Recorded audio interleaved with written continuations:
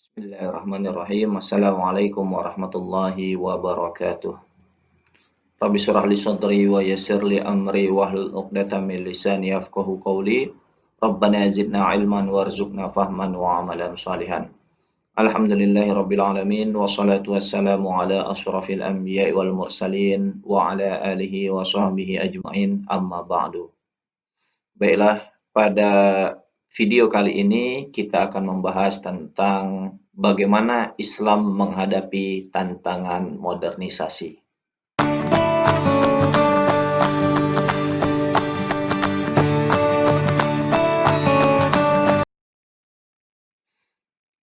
Baiklah, jadi kita sekarang masuk pada zaman modernisasi, di mana modernisasi itu adalah sebuah bentuk transformasi yang dulu kurang maju, berkembang, atau menuju ke arah yang lebih baik. Ya, sehingga ada harapan di sana bahwasanya masyarakat akan lebih maju, berkembang, dan lebih makmur. Jadi modernisasi ini merupakan hasil dari kemajuan ilmu pengetahuan dan teknologi. Ya, di mana semakin hari ilmu pengetahuan dan teknologi semakin maju sehingga tidak hanya dirasakan oleh masyarakat di perkotaan, tetapi juga dirasakan oleh masyarakat di pedesaan.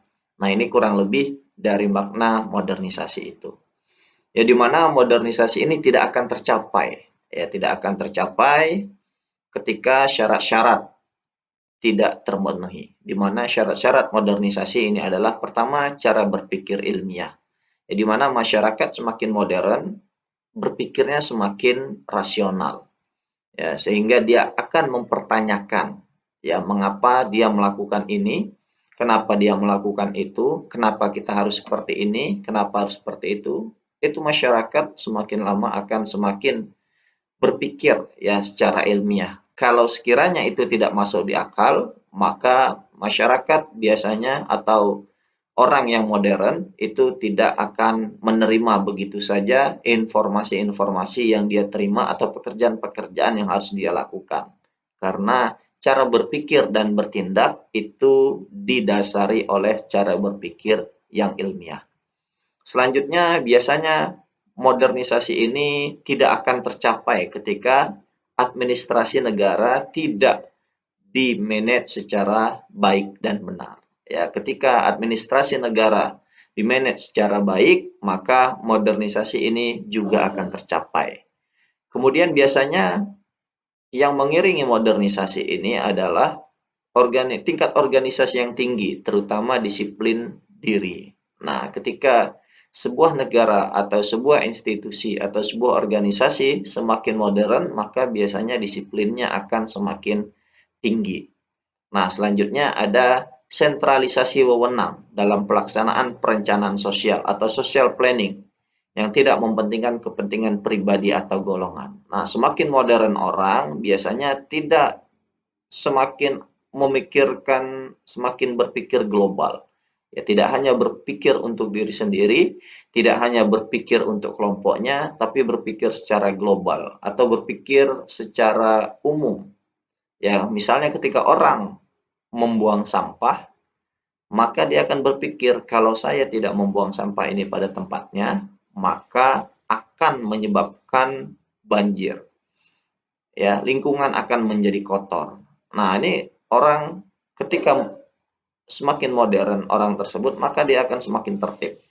Nah, sehingga biasanya dia akan membuang sampah pada tempatnya. Tapi kalau orang tidak modern, biasanya akan berpikir untuk diri sendiri, ya, atau untuk golongan. Ya, buang sampah sembarangan. Ataupun kalau dia membuang sampah, kalau dia masih berpikir golongan, dia akan membuang sampah dia ke lingkungan orang. Ya, dia hanya berpikir rumahnya yang bersih atau lingkungannya yang bersih, tapi tidak berpikir lingkungan orang. Sehingga dia membuang sampah yang sampah itu berasal dari dusunnya, dia akan naik motor atau dia akan berpindah ya cara buang sampahnya di sungai orang atau di halaman orang atau di pinggir jalan ya yang itu kosong. Ya, kita lihat banyak jalan-jalan nganggur, itu halaman nganggur atau tanah nganggur itu dijadikan tempat sampah. Nah, ini sulit orang menjadi modern kalau sudah berpikir untuk pribadi atau untuk golongan.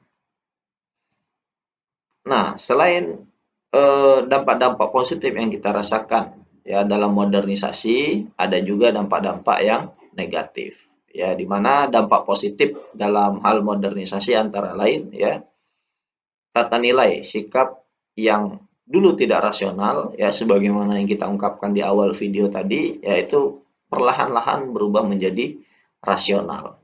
Kemudian berkembangnya ilmu dan teknologi, kemudian tingkat kehidupan yang lebih baik ya ketika dia mampu untuk mengikuti modernisasi. Tetapi dampak negatifnya adalah orang hidup dalam pola kehidupan yang konsumtif. Karena apa-apa yang didapat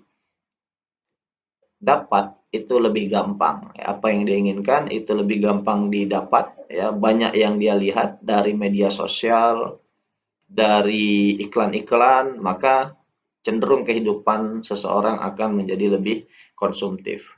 Kemudian sisi negatifnya yang lain adalah karena pekerjaan-pekerjaan bisa dilakukan dengan sendiri atau untuk bersosialisasi orang tidak perlu keluar rumah, maka biasanya akan menjadi individualistik ya, individualistik. Kemudian gaya hidup yang suka meniru ya karena banyak yang dilihat ya, banyak yang dia dengar, maka akhirnya tidak pede dengan diri sendiri sehingga akhirnya suka meniru yang lain ya yang ke barat-baratan atau ke Arab-Araban atau yang lain-lain. Nah, kemudian kesenjangan sosial dan kriminalitas. Ini biasanya orang-orang yang tidak mampu mengikuti modernisasi, maka dia akan tergilas, kemudian akan terjadi kesenjangan sosial. Ketika kesenjangan sosial sudah terjadi, maka tingkat kriminalitas juga akan semakin bertambah. Ini dampak negatif dari modernisasi selain dampak positif yang sudah kita jelaskan tadi. Nah, sehingga bagaimana Islam ya? Bagaimana Islam menghadapi tantangan-tantangan modernisasi ini? Kita tahu bahwasanya agama Islam itu muncul atau turun jauh hari yaitu sekitar 1400 tahun yang lalu atau 14 abad yang lalu. Ya, perjalanan 14 abad ini bukanlah perjalanan yang singkat, bukanlah perjalanan yang pendek, tapi perjalanan panjang. Banyak perubahan-perubahan yang terjadi di masyarakat, ya baik itu perubahan sosial, perubahan budaya, ya cara produksi dan sebagainya itu banyak sekali terjadi perubahan. Nah, bagaimana Islam menghadapi ini semua? Ya, bagaimana Islam menghadapi modernisasi? Bagaimana Islam menghadapi perubahan zaman itu? Ya, sehingga Islam masih bisa kita rasakan seperti sekarang ini.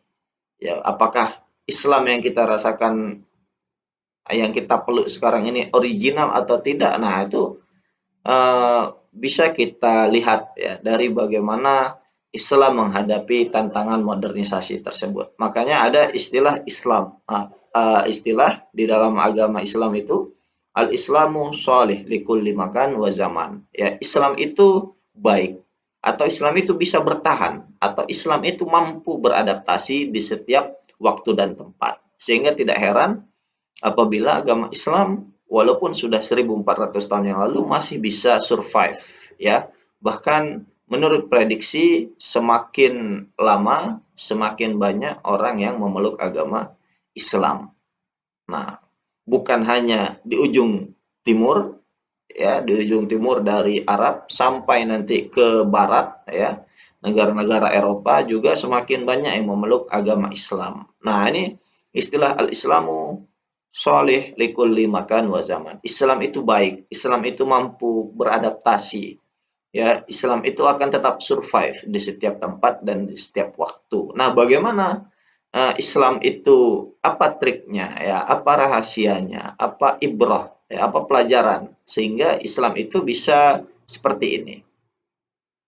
Maka yang harus kita pahami ya, Islam itu adalah agama yang rahmatan lil alamin. Tentu ini sudah kita pahami bersama. Ya, kemudian Islam itu meletakkan pondasi dasar ya untuk menghadapi segala perubahan zaman.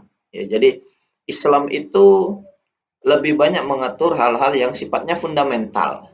Ya, Islam itu tidak banyak mengatur hal-hal yang mendetail. Ya, Islam mengatur hal-hal yang mendetail itu hanya pada masalah-masalah ibadah mahdoh seperti sholat, puasa, zakat. Nah, Islam lebih banyak mengatur hal yang mendetail tentang ini. Ya, berapa rakaat sholat, apa aja yang dikerjakan ketika sholat, kemudian apa yang tidak boleh ketika puasa, apa yang harus kita lakukan ketika haji. Nah, ini Islam membahas mendetail tentang ini sehingga tidak banyak perubahan-perubahan yang terjadi pada ibadah-ibadah mahdoh, ya. Ibadah-ibadah mahdoh seperti ini. Sholat dari zaman Rasulullah ya sampai tahun 2020 itu akan tetap sama. Kenapa? Karena sudah diletakkan pondasi-pondasinya. Ya, sudah diletakkan pondasi-pondasi dasar, baik yang itu sifatnya umum maupun sifatnya yang khusus. Nah, paling nanti ada hal-hal yang sedikit berubah seperti waktu sholat. Nah, waktu sholat karena tidak semua bagian di dunia ini memiliki kestabilan waktu seperti di Indonesia. Ya, misalnya beberapa negara di dekat kutub itu kadang memiliki waktu siang yang lebih panjang ya daripada malam, atau ketika musim dingin kebalikannya memiliki waktu yang lebih panjang ya malamnya daripada siangnya. Nah, ini memerlukan adaptasi ya, tapi itu tidak terlalu banyak ya, tidak terlalu banyak. Sama seperti puasa juga, sama seperti zakat ya, ketika di Arab memiliki makanan pokok seperti kurma atau gandum. Nah, mereka berzakat dengan itu. Bagaimana di Indonesia yang memiliki makanan pokok beras? Bagaimana dengan di Papua yang memiliki makanan pokok sagu? Nah, apakah mereka boleh berzakat dengan itu atau tidak? Tapi itu tidak begitu banyak dibahas. Nah, tidak begitu banyak porsinya di dalam agama. Nah, untuk masalah modernisasi maka Islam hanya meletakkan pondasi dasar saja, ya tidak mendetail, ya tidak mendetail. Maka pondasi yang diletakkan di dalam agama Islam itu meliputi eh, iptek, ya ilmu pengetahuan dan teknologi, ekonomi, sosial budaya, seni, politik, dan permasalahan-permasalahan sosial yang lain. Ya misalnya saja di dalam iptek, ya bagaimana Islam itu sangat menjunjung tinggi ilmu pengetahuan. Ya, ini dibuktikan dengan ayat yang pertama kali turun yaitu Iqra. Kita disuruh membaca. Ya, tetapi permasalahannya adalah banyak sekali ya umat Islam itu yang tidak rajin membaca. Ya, walaupun itu sudah perintah dari Al-Qur'an, ya, kita disuruh membaca. Bukan hanya membaca buku, tetapi juga membaca alam ini, ya, bukan hanya membaca ayat-ayat Qur'aniyah, ya, membaca Al-Qur'an, tetapi juga membaca ayat-ayat kauniyah, ya. Kenapa matahari eh, seperti itu, kenapa bulan, bintang. Nah, itu ayat-ayat kauniyah. Kita disuruh membaca, sehingga ini membuktikan betapa agungnya Islam yang mengangkat ilmu pengetahuan. Ya, bagaimana Islam juga mengangkat derajat orang-orang yang berilmu. Nah, ini luar biasa Islam menjunjung tinggi ilmu pengetahuan. Kemudian kita juga selain sholat, puasa, zakat, haji, kita juga diwajibkan untuk menuntut ilmu, ya.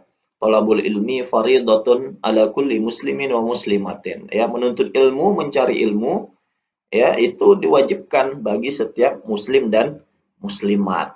Ya, kemudian Islam eh, Islam itu meletakkan ya, meletakkan atau Islam itu tidak mengatur ya, tidak terlalu mengatur tentang ilmu pengetahuan dan teknologi. Ya, selama tadi ilmu pengetahuan dan teknologi tidak memunculkan mudarat. Ya, tidak memunculkan mudarat dalam kehidupan manusia. Sehingga kita dibebaskan oleh agama ya untuk meneliti kodok misalnya, untuk meneliti ayam, untuk meneliti tentang sinar, meneliti optik, dan sebagainya, ya itu tidak dipermasalahkan di dalam agama Islam. Makanya agama Islam itu cenderung terbuka dalam ilmu pengetahuan dan teknologi, sehingga banyak ilmuwan-ilmuwan Islam ya pada dinasti Abbasiyah atau dinasti keemasan Islam itu melahirkan banyak sekali ilmu pengetahuan ya, banyak sekali buku-buku ya tentang misalnya Ibnu Sina, Jabir Ibnu Hayyan yang kita nanti kenal dengan Al-Jabar ya, algebra yang merumuskan angka 1 sampai dengan angka 0. Nah, itu dirumuskan oleh ilmu-ilmu Islam ya, tentang optik. Nah, itu banyak sekali. Nah, itu bagaimana Islam ya mengangkat tinggi tentang ilmu pengetahuan. Nah, sebenarnya Islam dan politik. Nah, ini yang sering bermasalah ya. Ada beberapa kelompok yang mengagung-agungkan sistem khilafah misalnya. Ada beberapa kelompok yang yang mengatakan demokrasi lebih bagus daripada sistem khilafah. Nah, kalau kita merujuk ke zaman Rasul, maka Rasul tidak tidak menyatakan bahwa kita harus bersistem khilafah. Kita tidak harus bersistem demokrasi. Kita tidak harus bersistem kerajaan. Ya, itu tidak ada. Yang diletakkan dalam Islam adalah pondasinya, ya, di mana apapun bentuk sistem pemerintahannya, ya apapun bentuk pemerintahannya, bagaimanapun sistemnya, maka haruslah memenuhi 4 kriteria ya di dalam politik. Pertama itu al-amanah, kemudian al-adalah, kemudian al-hurriyah, kemudian al-musawah dan tabadulul ijtima. Nah, di mana setiap sistem politik ya, setiap hal-hal yang berkaitan dengan kekuasaan harus mengedepankan amanah. Ya, amanah adalah kita menyadari bahwasanya amanah atau kekuasaan itu adalah titipan dari Allah, sehingga harus dijaga dengan baik yang kelak akan diminta pertanggungjawabannya. Nah, ini menjadi dasar ya al-amanah ya atau kepercayaan. Kita harus menjaga amanah tersebut dengan baik. Kemudian al-adalah ya. Al-adalah kita harus ya adil ya bagi seluruh masyarakat. Ya, adil dalam artian bukan sama, tetapi meletakkan sesuatu pada tempatnya. Ya, orang yang tanggung jawabnya besar, orang yang pekerjaannya besar, maka diberikan gaji yang lebih besar. Nah, sedangkan orang yang tanggung jawabnya kecil, itu diberikan juga hak yang kecil. Nah, ini adalah al-adalah, meletakkan sesuatu pada tempatnya. Kalau memang seharusnya dia diberi banyak, dia diberi banyak. Kalau dia seharusnya diberi sedikit, diberi sedikit. Nah, ini al-adalah. Kemudian al-hurriyah itu adalah kemerdekaan, ya, kemerdekaan dalam berpolitik, berserikat, berpikir dan berkreasi. Ya, sehingga setiap warga negara, setiap warga masyarakat itu diberikan kebebasan dalam berpolitik, ya, berserikat, berkumpul, berpikir, bermuamalah, ya, mencari rezeki dan lain sebagainya itu diberi kebebasan di sana di dalam pemerintahan ya di dalam kita bernegara. Kemudian al-musawah wa tabadulul ijtima yaitu kesamaan ya, kesamaan bagi masyarakat dan tanggung jawab sosial ya sehingga tidak membeda-bedakan tidak membeda-bedakan orang yang berkulit hitam sama di mata hukum dengan orang yang berkulit putih. Orang Jawa sama di mata hukum dengan orang Sasak.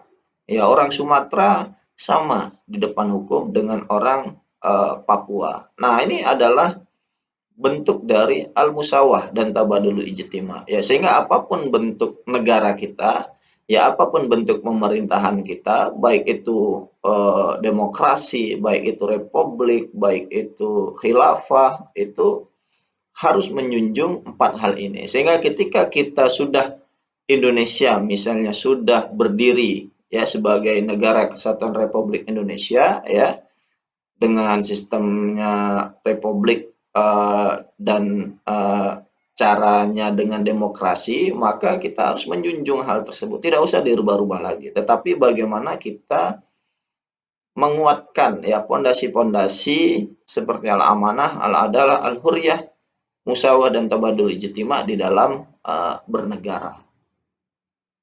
Nah, bagaimana Islam dan ekonomi? Ya, Islam dan ekonomi sesungguhnya Islam itu sangat menjunjung tinggi ya aspek-aspek ekonomi sama dengan aspek ilmu pengetahuan dan politik. Ya, ini bagaimana kita lihat Rasul itu sudah melakukan transaksi ekonomi ketika dia sebelum dan sesudah menjadi Rasul ya. Masih beliau berdagang ya, mencari rezeki, pergi ke pasar. Nah, ini merupakan bentuk ya bagaimana Islam mengapresiasi masalah-masalah ekonomi. Tetapi ada batasan-batasan di mana batasan-batasan tersebut boleh kita melakukan aktivitas ekonomi ya selama itu tidak mengandung tiga hal ini.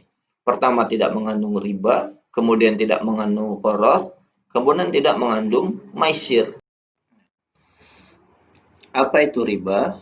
Ya, riba misalnya adalah penambahan-penambahan yang tidak sesuai dengan syariat.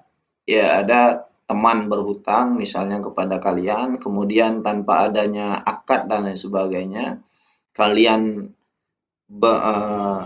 dihutangi 100.000 rupiah, tiba-tiba minggu depan kalian tagih menjadi 200.000. Atau teman kalian membeli barang ya jam tangan misalnya atau handphone seharga 1,5 juta. Nah, tidak ada akad dan lain sebagainya. Ketika teman kalian membelinya atau membayarnya minggu depan, kalian sudah menyuruh teman kalian untuk membayar seharga 2 juta ya. Jadi ada penambahan-penambahan yang tidak sesuai dengan syariat. Nah, ketika dalam sebuah kegiatan ekonomi mengandung sistem riba ini, maka itu tidak diperbolehkan dalam agama Islam. Selanjutnya mengandung unsur gharar ya atau ada bahaya di sana seperti uh, menjual boraks misalnya tidak pada tempatnya ya, kita tahu dia orang berdagang ayam, kita tahu dia berdagang ikan, kemudian dia membeli boraks dari kita. Nah, ini adalah gharar ya, gharar. Atau kita menjual dinamit misalnya atau bahan peledak, kita tahu orang tersebut bukan pekerja tambang atau hal-hal yang membutuhkan dinamit atau bahan peledak, tetapi kita menjualnya saja begitu kepada dia, maka ini mengandung gharar, ya mengandung bahaya. Maka ini tidak boleh di dalam agama Islam. Selanjutnya tidak mengandung maisir atau tidak ada unsur duga-duga atau judi, ya.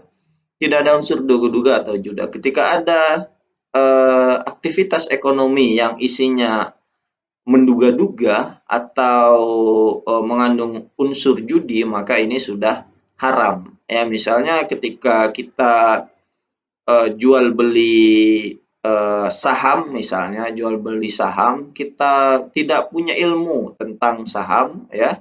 Kita tidak mempunyai ilmu kapan saham ini akan naik, turun, dan lain sebagainya ya, kita hanya menduga-duga saja, maka ini sudah termasuk dalam kategori maisir dan ini tidak boleh. Maka ketika ada tiga hal ini ya di dalam agama ya, di dalam transaksi ekonomi, maka sudah diharamkan ya. Selebihnya adalah misalnya menjual barang yang haram juga, ini juga tidak boleh ya. Kita menjual narkoba misalnya, menjual minuman keras. Nah, ini sudah masuk dalam kategori haram, maka ini juga tidak boleh. Maka ketika sebuah transaksi ekonomi mengandung unsur riba atau mengandung unsur gharar atau mengandung unsur maisir atau menjual beli sesuatu yang haram, maka ini sudah tidak boleh dalam agama Islam. Selain itu, maka diperkenankan kita untuk beraktivitas ekonomi ya, menjual yang halal, yang baik, tidak mengandung gharar, maka itu dipersilahkan ya, baik dalam jumlah besar atau jumlah kecil. Ya, ini sangat dianjurkan di dalam agama Islam. Ya, maka ini bagaimana Islam meletakkan pondasi, ya, pondasi dalam sistem ekonomi. Dan ini bagaimana Islam menghadapi tantangan modernisasi itu juga memiliki eh, kontribusi, ya, dari karakteristik ajaran agama Islam, ya. Selain memang agama Islam ini adalah agama yang rahmatan lil alamin yang diturunkan langsung oleh Allah Subhanahu wa taala melalui malaikat Jibril kepada Rasulullah, ya, kemudian disebarkan kepada seluruh umat manusia. Karakteristik ajaran agama Islam juga memiliki empat hal, ya, empat hal karakteristiknya sehingga mampu menghadapi tantangan modernisasi atau dia bisa bertahan, ya, di setiap waktu dan di setiap tempat. Pertama itu adalah karakteristik ajaran agama Islam itu sifatnya rasional. Ya, rasional. Misalnya ketika kita zakat itu wajib bagi yang mampu. Sehingga kalau tidak mampu ya sudah tidak wajib berzakat, itu rasional. Haji itu merupakan rukun Islam, tetapi rukun ini tidak wajib dilaksanakan ketika seseorang tersebut tidak memiliki materi yang mencukupi, ya, tidak memiliki kekuatan untuk pergi ke Mekah, maka itu tidak dibutuhkan, ya, maka tidak diwajibkan pada orang tersebut. Nah, ini lebih rasional, ya, lebih rasional semua tindakan kita yang ada di dalam agama. Semua anjuran-anjuran di dalam agama Islam itu rasional. Kemudian sesuai dengan fitrah, ya. Ciri khas yang kedua sesuai dengan fitrah, di mana seluruh ajaran agama Islam itu tidak bertentangan dengan fitrah kita atau tidak bertentangan dengan akal sehat kita, ya. Semua ajaran di dalam agama Islam, baik yang sifatnya mahdoh maupun tidak mahdoh, itu semua sesuai atau sejalan dengan akal kita, ya, sesuai dengan fitrah kita. Misalnya kita dianjurkan untuk menikah, ya, karena menikah itu adalah fitrah, ya, fitrah. Kita eh, dianjurkan untuk berpuasa, ya, puasa itu juga fitrah, ya, fitrah badan kita butuh untuk istirahat, ya, maka kita dianjurkan untuk berpuasa toh hanya 1 bulan dalam setahun. Nah, ini sesuai dengan fitrah. Kemudian tidak mengandung kesulitan, ya, tidak mengandung kesulitan maksudnya bagaimana? Ajaran-ajaran di dalam agama Islam itu eh, tidak dipaksakan bagi orang yang tidak mampu. Ya, kemarin kita misalnya belajar al-masyaqqatu tajlibu taisir. Ketika ada kesulitan, maka biasanya kesulitan itu ada kemudahan. Ya, ketika kita sholat tidak mampu untuk berdiri, kita bisa duduk. Ketika kita mau berwudu tidak menemukan air, kita bisa bertayamum. Nah, ketika kita dalam perjalanan, kita tidak mungkin sholat untuk tepat waktu, maka kita bisa jamak dan kosor. Nah, ini karakteristik ajaran Islam yang tidak mengandung kesulitan. Kemudian bertahap. Ya, di dalam agama Islam tidak serta-merta untuk ketika kita kecil kita tidak serta-merta disuruh untuk sholat, puasa dan sebagainya. Ya, kita disuruh bertahap, pelan-pelan terlebih dahulu, ya. Mulai dari pengenalan, belajar, ya. Kita tidak bertahap langsung disuruh mengerjakan seluruh ajaran yang ada di dalam agama Islam ketika kita dewasa. Tidak. Pelan-pelan bertahap. Dari anak-anak kita dibiasakan sholat, kita dibiasakan untuk berpuasa, kita dibiasakan. Sehingga nanti pelan-pelan, pelan-pelan. Nah, kalaupun tidak mampu, ya sudah.